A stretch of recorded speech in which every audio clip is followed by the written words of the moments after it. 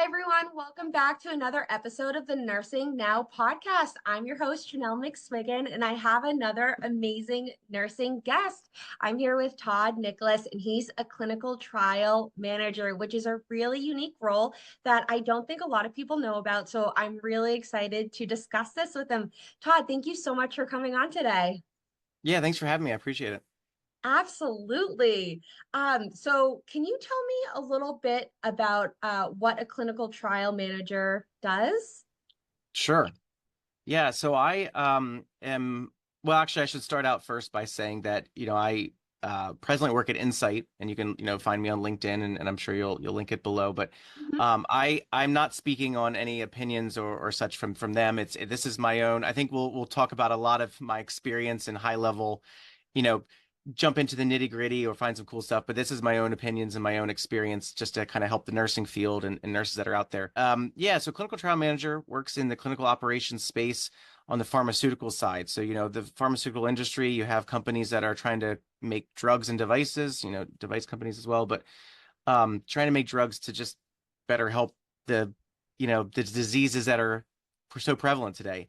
And so what my specific group does in clinical operations, and this is just, any company, we're trying to make sure that the clinical trials that are necessary for the FDA to approve a drug are done correctly, in a timely manner, ethically, in accordance with just good clinical practice and clean data, getting the real answers of the safety and efficacy of a drug and how it is metabolized, how it's broken down, how it's excreted, what have you.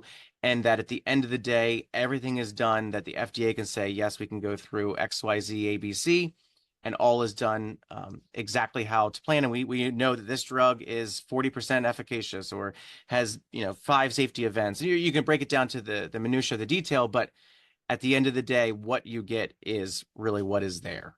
And so we're trying to kind of help, and we hire vendors and companies to kind of help us do some of the day to day, because you can have a lot of your internal people do a host of roles, or you can hire other companies to do that as well. And then you just scrutinize and watch over them and work with them to kind of be a partner to bring that about. So you kind of have some different strategies and approaches, but overall, where the buck stops here and making sure that everything goes smoothly and accurately and ethically. I've always found that so admirable. It's such a fascinating point in medicine. I think a lot of nurses work on the administration of medication, but not many healthcare workers think about how the drugs came to be and the thought process that goes into that. And I and it's very rigorous, this process. The FDA looks very closely. It's a very lengthy process, and you have to get it right for the medication or treatment to be processed and put to treatment like worldwide or in the United States. So it's a very rigorous process. Yeah.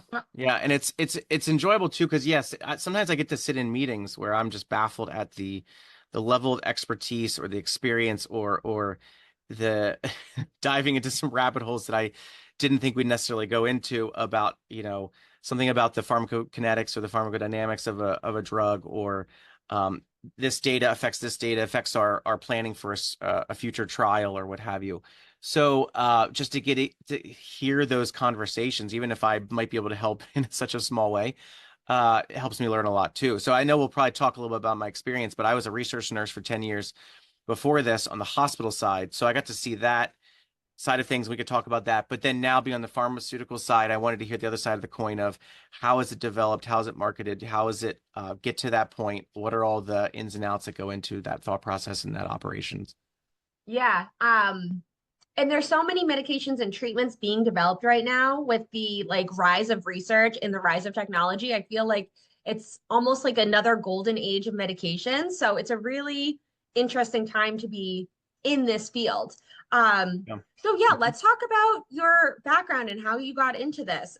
So other nurses can hear that blueprint kind of.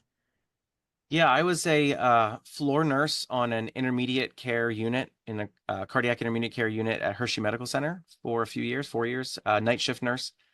And honestly, one night on a weekend, one of the nurses was just like, "Hey, you know, nothing against you or whatever, but I feel like you might like this role. I saw this pop up online and as a research nurse role in cardiac. And I think maybe she knew my energy and my intelligence and how I thought through things cardiac wise. And I love cardiology and was in it for over 10 years. So I applied, didn't know anything about the role, but I knew I wanted to get off night shift and I wanted to try something different, but I didn't want to do day shift necessarily on that floor, per se. Um, so it worked out that I was at, yeah, Hershey Medical Center for 5 years in a research nurse role, and then I came over to the Philadelphia area, and I've been at Thomas Jefferson and then at UPenn.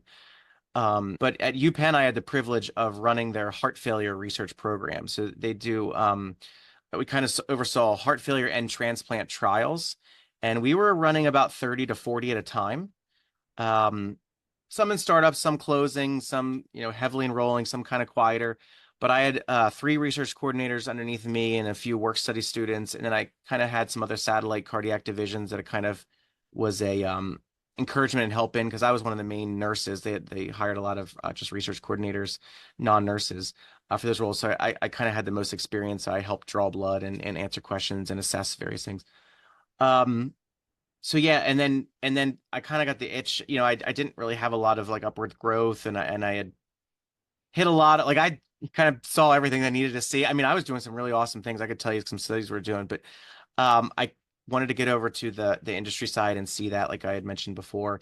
It took me probably about a year plus. I put my name in with some recruiters, had some conversations, had some pretty appealing conversations where it would seem like it was close to landing on something. But everybody said, well, you don't have industry experience. And so my question was, well, how do you get a job in industry if you don't have industry experience? And at that time, as you heard my story, I had 14 years of experience, 10 in research. I had done very complicated phase 1 through phase 4 trials. I was training nurses and coordinators. I was sometimes giving like lectures in like the that research group to kind of, train them on various things. Like I had a lot to talk to, and they still were like, that's not enough.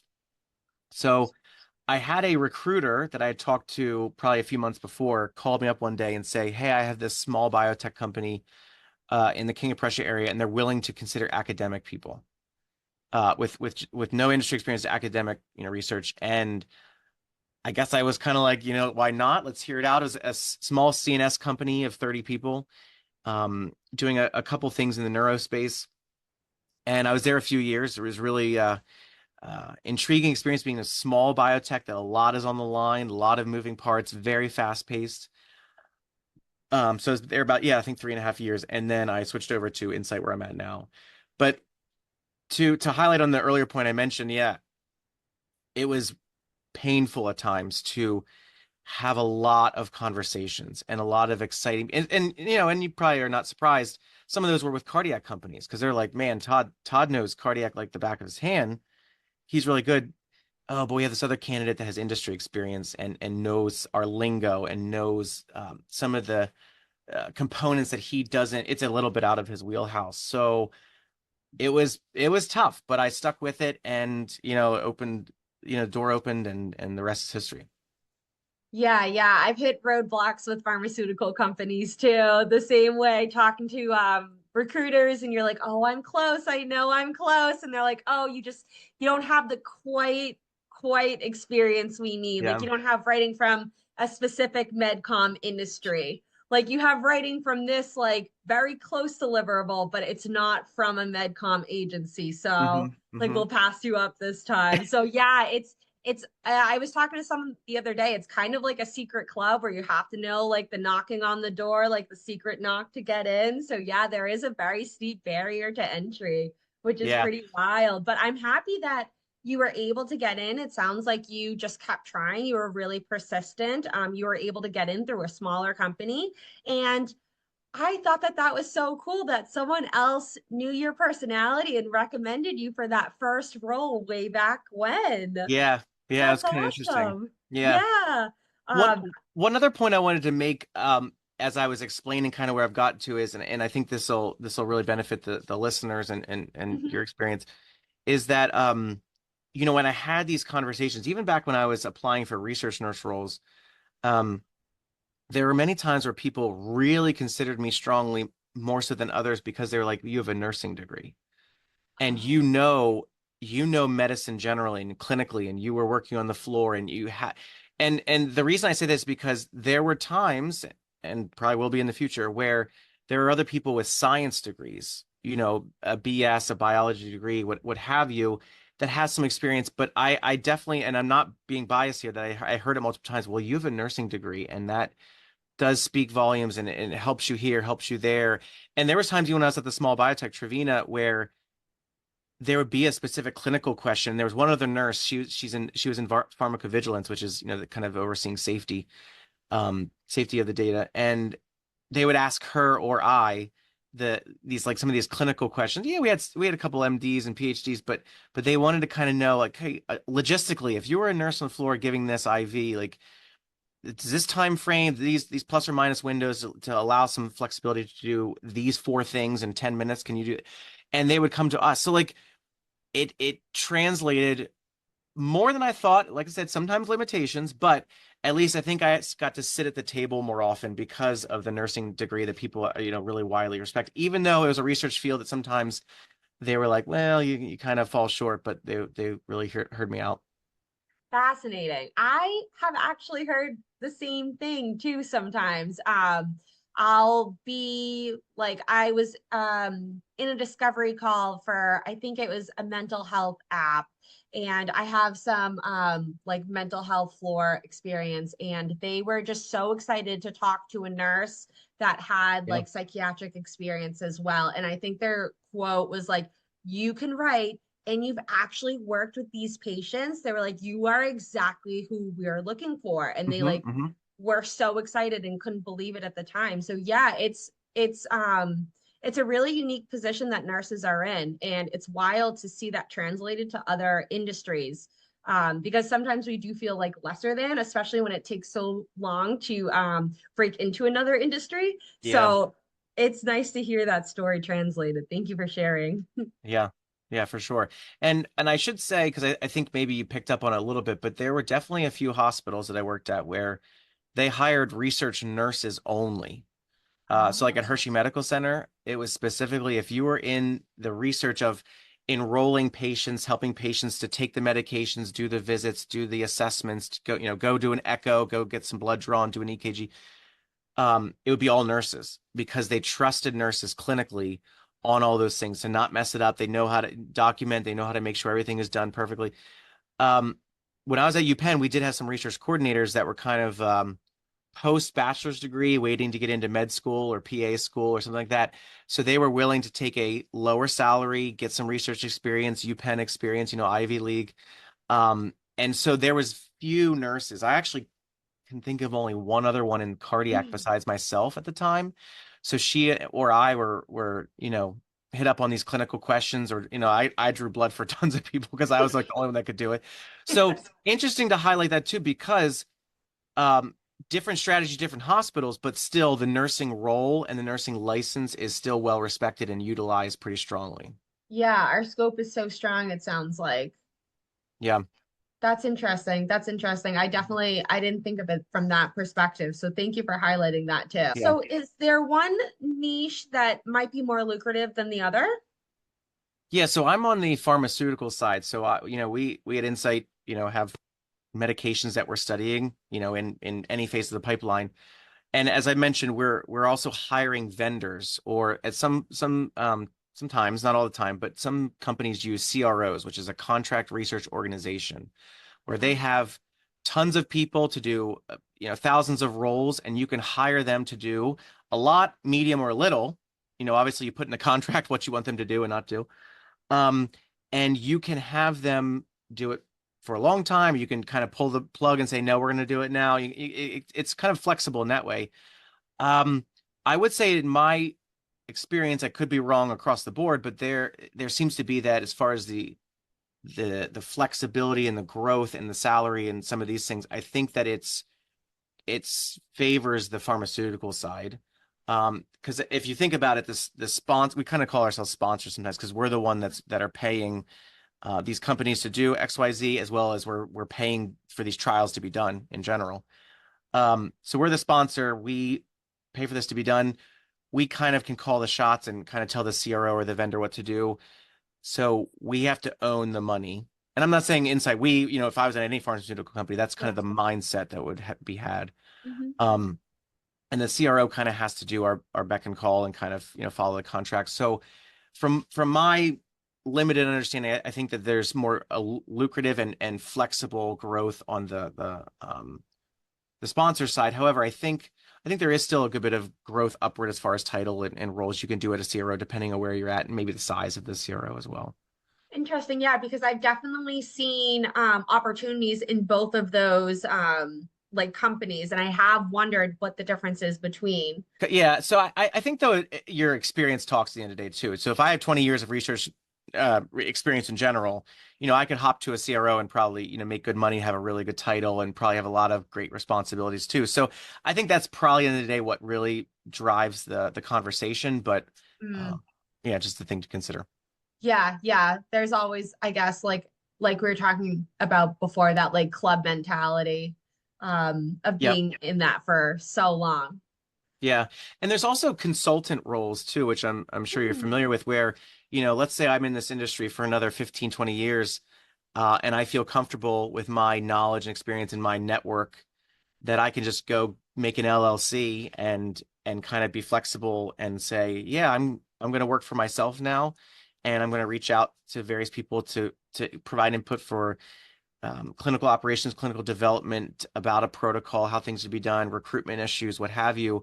And people could hire me and I could, have them pay a certain amount of money. I could have that flexibility down the road. I know some people that have done that. I know a guy that actually has a few people under his LLC that do, I think, medical writing, statistician, and some other, things like that too. So you can kind of do that. Now it's probably like feast or famine, like depending on what you find and what's going yeah. on. But it allows the flexibility to utilize your expertise and your experience to kind of take that route too down the road. I do not feel comfortable anywhere close to it now, and I don't even know if I don't know if my personality would lend that even down the road. But it is something I know some people do. Mhm. Yeah, I have a medical writer consultant that works within that space, and she actually has an associate's degree in nursing.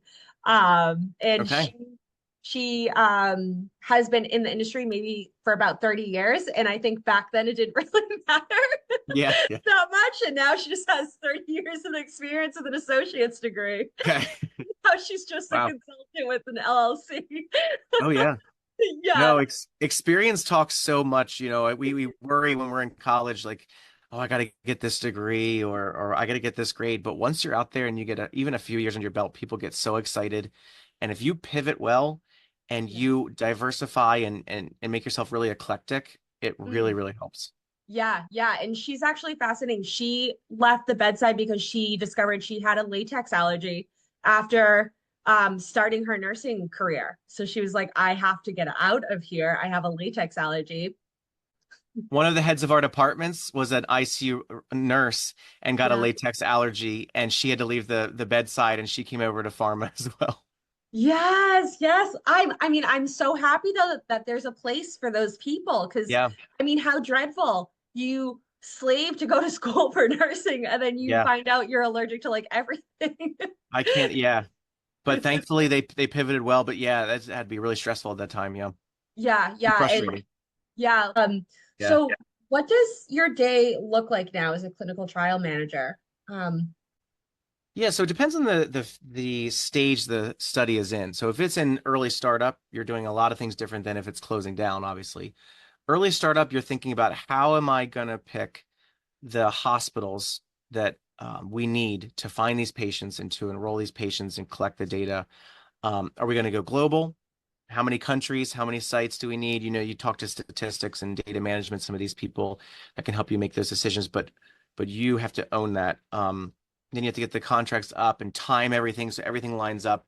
Where once the study is kicking off, you're starting these hospitals, they're training, they're trained, they're ready to go.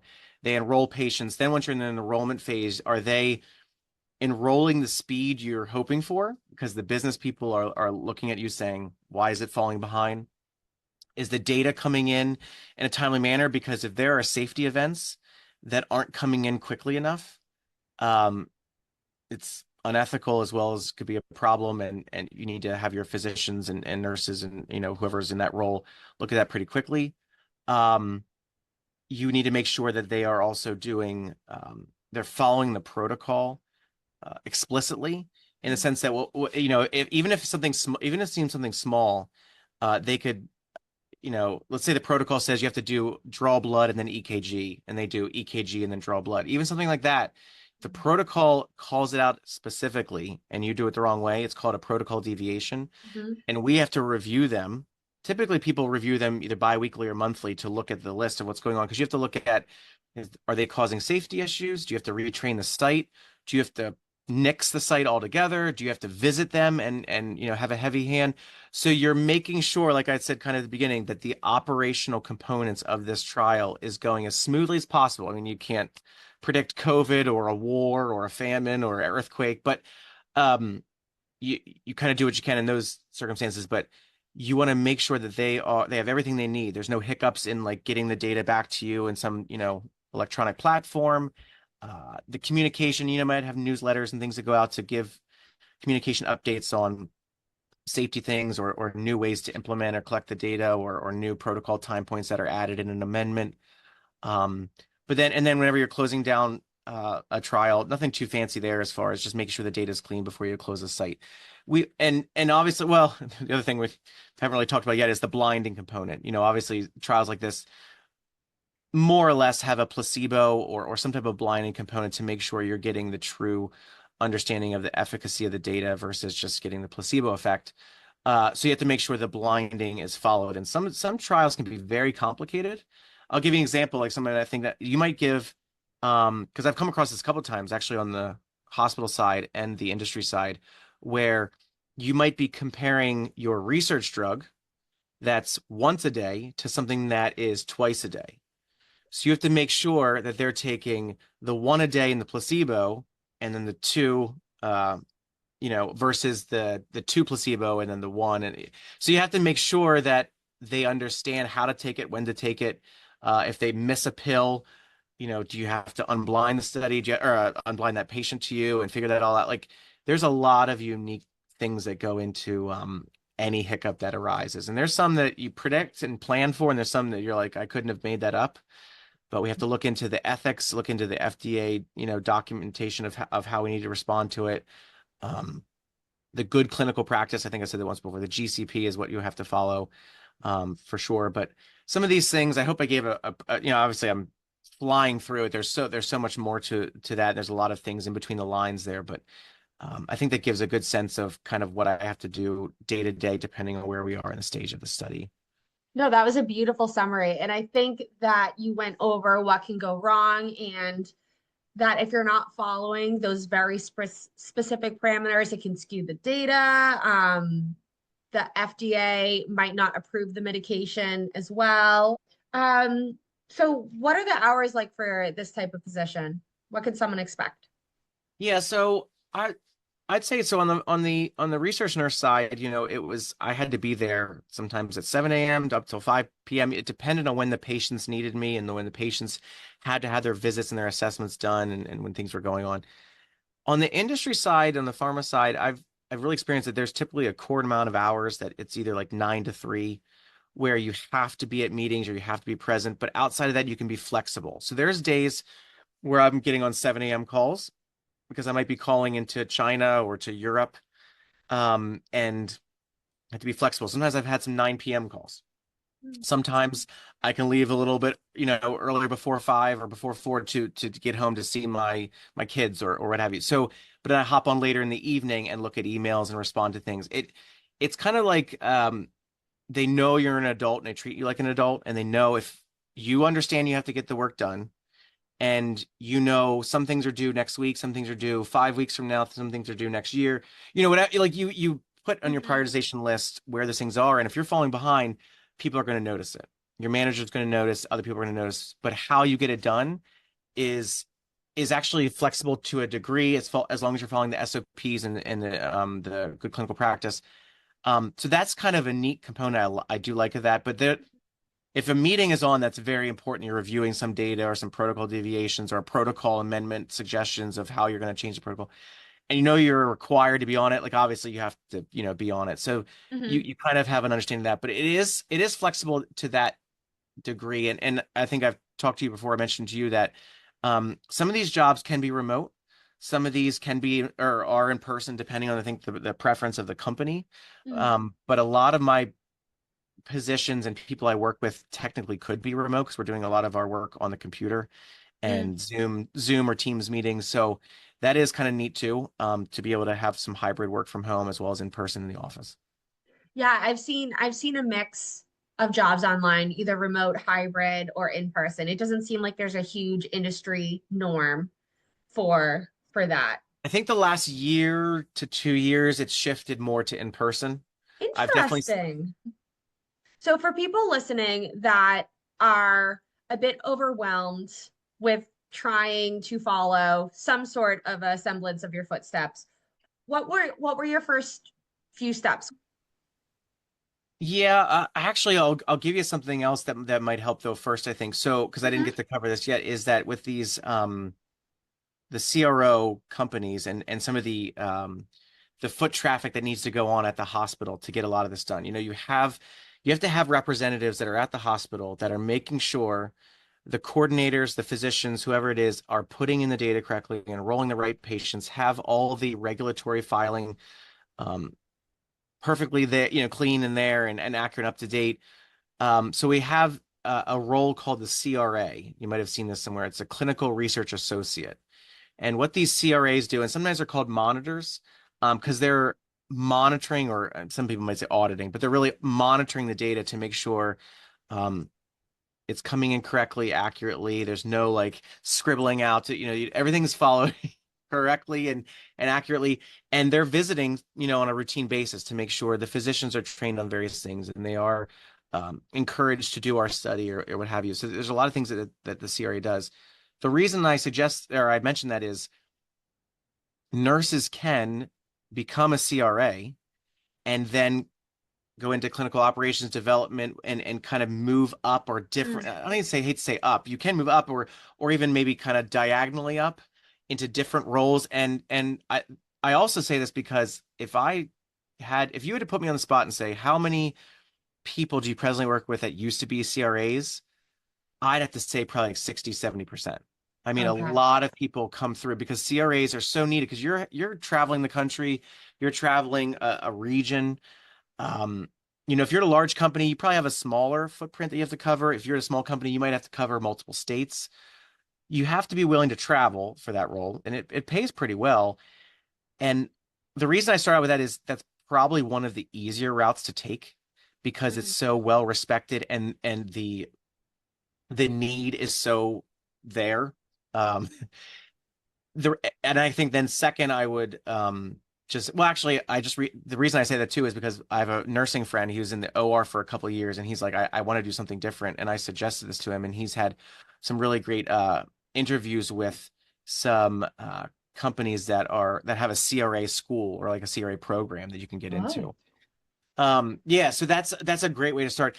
And I say that because my role is kind of like a unicorn or kind of a unique way that you barely see this happen very often because like we talked about, it was so hard to get over Hmm. to the industry side from hospital. So it's hard for me to outright recommend it. I absolutely loved my experience. I mean, I got to talk to the patients at the bedside and say, this is your struggle with cardiomyopathy. This is what we might have that's something different. Like I got to work on Camzyos when it was like barely out there. Mavacamten, you might maybe you've seen some commercials for it for hypertrophic cardiomyopathy. Um, we were, some of the first ones to use it, and it was extremely impressive. Hmm. And for patients that need surgery otherwise, to take a pill to be able to keep it at bay is really awesome. Hmm. So to see something like that and to be in the hospital setting to see their improvement or talk through them, the one study I did was actually not blinded because it was such an early on study. But even in a blinded fashion, you kind of sometimes when drugs are so good, you kind of can see You that, to be tell. honest. It was like, well, what do you do with the blind? Like, how do you address like, am I unblinded? Well, technically, I'm not, but it seems like my eyes are seeing something or whatever. Um, so I don't want to knock like the hospital experience was absolutely awesome. One of the Hmm. things I loved the most was consenting patients. I know that sounds a little bit nerdy or what have you, but Hmm. I actually, when I first started, uh, should know you probably like this. I'd say my first couple months, I'd walk in, maybe first month or two, I'd walk into a patient's room that seemed appropriate for study. I had the doctor's blessing, and I'd be like, "Hey, I'm Todd from research, and I'm here to talk to you about it." And I could almost see it in their eyes that they'd be like, they turned me off right away. Like, "Oh, he's from research. I don't know what that is. Don't talk to me. I don't want to be bothered. I'm in pain. I'm whatever. Don't come in my room." And I had some people like kick me out or whatever, respectfully, whatever. Yeah. I pivoted. I don't know if it was something I just picked up on or somebody taught me this, but what I started doing was I would go in and I would say, I'd start with, this is your disease process. This is what you're struggling with, right? This is why you're here. This is what you've gone through the last 5, 10 years. Mm. Here's the gap in your treatment or what you're struggling with, right? This is a research study that might help hit Hmm. that gap. You have to say may, you have to say might, because obviously the consent form is very clear that it's, hey, you might get a placebo, it might not benefit you. And I also said, I don't work for this company because I work for the hospital. Yeah. Like if I work for Hershey Medical Center, I don't work for Pfizer or Merck or whoever, AstraZeneca. I work for Hershey Medical Center.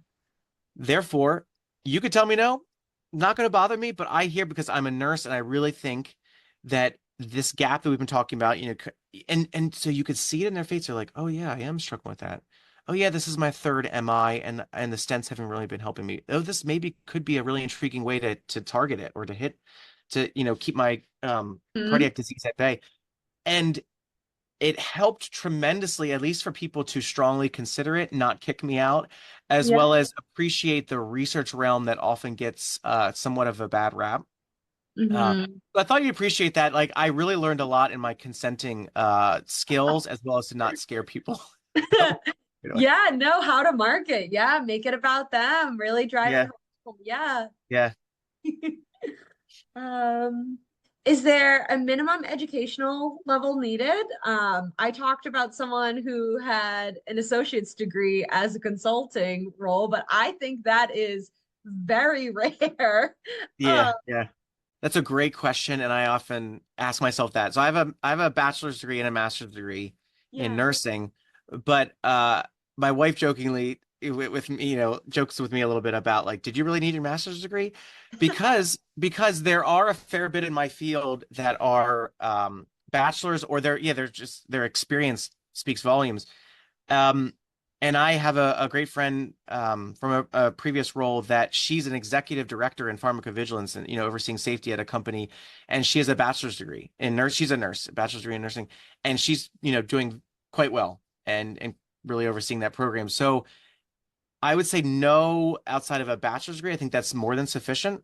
I think science or some type of science background a nursing degree obviously would help there, but a master's I think helps if it's like a higher up level. And I think if the company requires it, if they're just a stickler, like you have to have an advanced degree, Yeah. um, at least, and I think that's where my master's degree will help, where I've run into sometimes where people at least see, hey, he wants to further his career, or when there's been times that I've seen a role that says advanced degrees only, it does Mhm. open the door for me there and not bar me from that. So but I'd say generally, no. I think that a bachelor's in nursing will certainly be sufficient. And once you get your experience under your belt, that'll be what puts you through. That's really encouraging to hear. And actually, I've seen the same thing with writing. Can I also tell you, this is probably a little bit nerdy too, but when I interact with a lot of CRAs, I really like to see like where they've come from and kind of how they've gotten to the Yeah. role. And I like to see what their degrees are as well. Yep. In my past experience, I've seen a JD in law. I've worked with some CRAs that like have a bachelor's in English, psychology, anthropology, theater, Oh, like and so you're like, wait, what? So like, because at the end of the day, your eyes go to the resume that's talking about what have they done in the last 5 years? What have they done in the last 10 years? And if it speaks volumes, you barely look at I mean, okay, they have a bachelor's, great. It's yeah. not going to shy you away because like the previous people let them shine in their roles and they crushed it. And if you're talking to them and saying, hey, I did this and I did that, and they're like very robust, complicated things that they did for their previous company, it's not going to bother them so much. And so the JD example, yeah, he actually said he was getting his law degree while being a CRA, went to be a lawyer, didn't like it, went back to be a CRA. So like it just never. Wow, you never know where you're going to end up. You really Yeah, don't. yeah. Um, so I think we already alluded to this, but is there a lot of upward growth in clinical research versus the academic side? Yes. So the academic side, it was really like my role that I was in. I could become the manager of that department of that group, which is one step above me, but then like it's very the ceiling's hard. Like it's really not and it's I think the level that you get compensated and the things that you're doing, I just don't think it translates Mm, to and I think the stress level and the hours, it just doesn't translate well to the pharma side or the device, biotech side, shall we say. um, there's a lot of, you can kind of move up to director level and VP level or what have you. Or I've actually seen people like in my role switch to like um, development project management, where you're kind of developing the compound from like a regulatory and timeline and business standpoint outside of some of the operations. Or they'll switch to be a research scientist where they're diving into the nitty-gritty data and understanding that, or and some of the even pivotings away that, like I said before, is diagonal rather than up. I mean, you can go mhm. diagonal and up maybe a little quicker, but Yeah. you're making yourself more eclectic. You're it's refreshing because it's something different and new. It's some cool roles. Mhm. Pharmacovigilance, I wanted to say that too. You probably heard me say because of a friend that I mentioned, but I see a lot of nurses in that. A lot of Wow. nurses in that. Emails that I've gotten, friends that I've worked with, or people. Pharmacovigilance is looking at the safety. How's it coming in? How are we communicating out to the hospitals? How are we assessing it? Is it related to the drug? Is it related to their disease? Is it related to, placebo?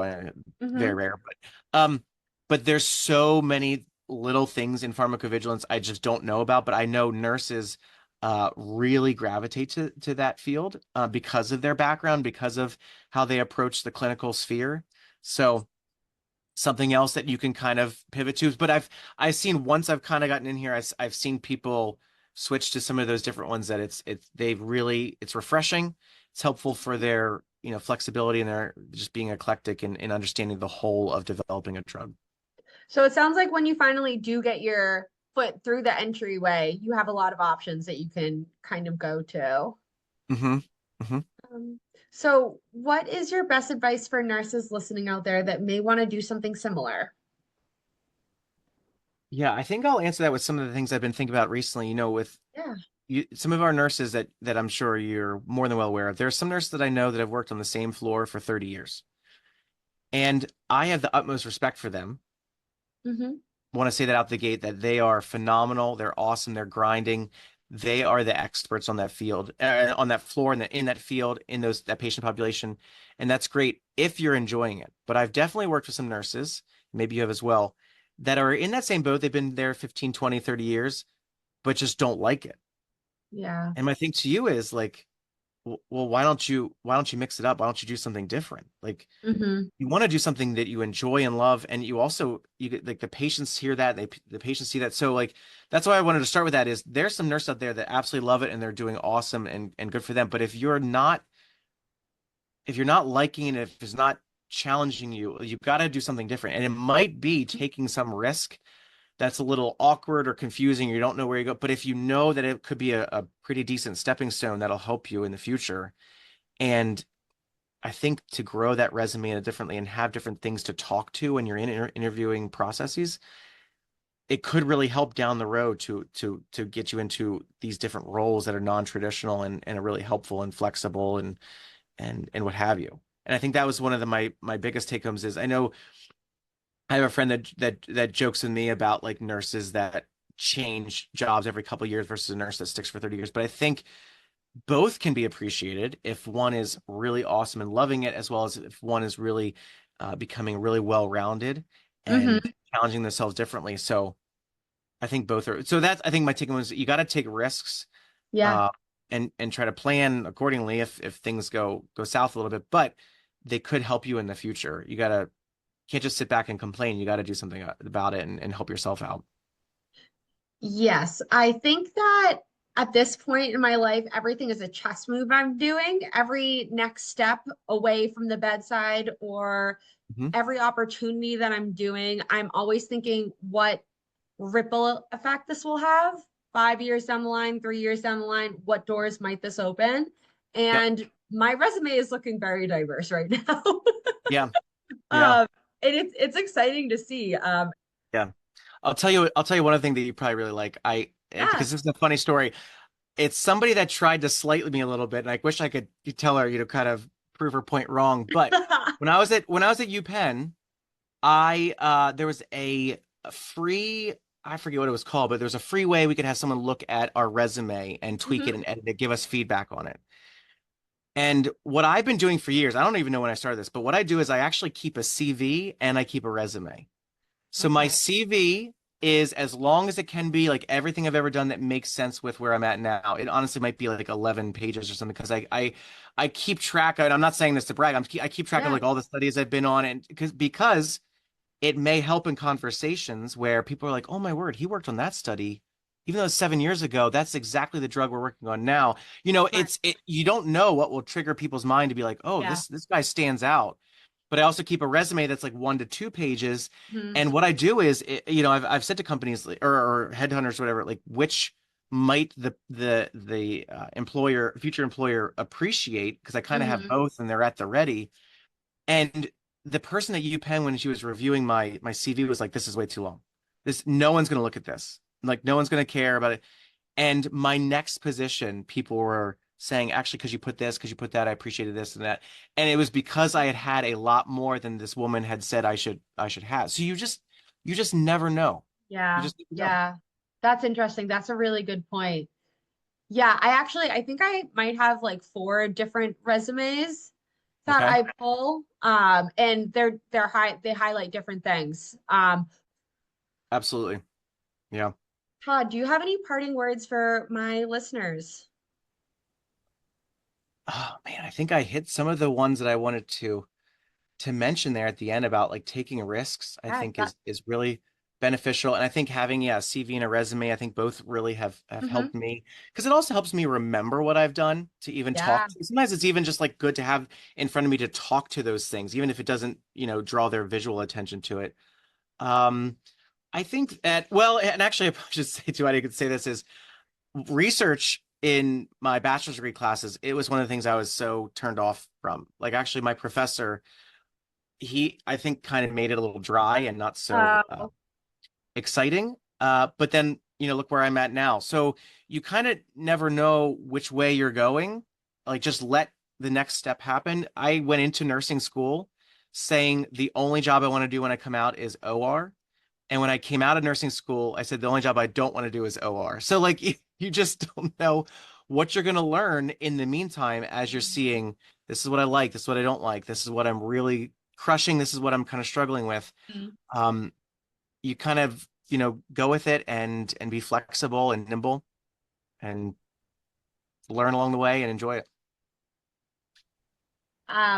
Yeah, I couldn't agree more. If it makes you feel any better, I think my research class was also incredibly boring. Okay. Yeah, yeah, probably I so. also wasn't that riveted by it. It Okay. wasn't until I got out that I was like, this is so cool. So I don't know if everyone's research class is just really, really dry or just ours, but Yeah. um, yeah, no, those are some great parting words. Yeah. Um, Todd, thank you so much for being here.